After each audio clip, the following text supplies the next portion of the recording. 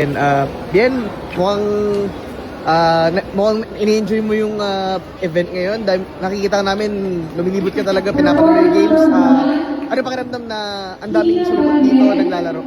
Yeah, sobra ako masaya kasi finally nabibigyan ng pansin palalo ang pickleball. And ngayon ang Daily Tribune nag-organize na ng pickleball tournament para mas lalong maengganyo ang lahat ng Pilipino na maging active din and i-try ang bagong sport na ito.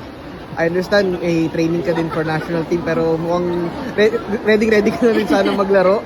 Siguro for you, still, gano'n kasaya na ngayon, grabe yung boom ng pickleball. Lalo na dami nagpakita dito sa Link Dependence battle ng Daily Tribune.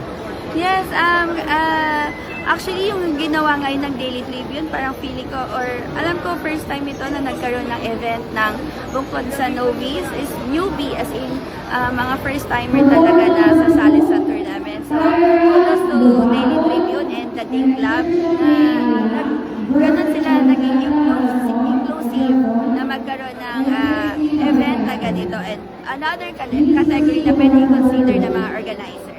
Hoping to see you next year if ever. Yes! Kayo na Bambi and maybe other pickleball players na kakilala mo?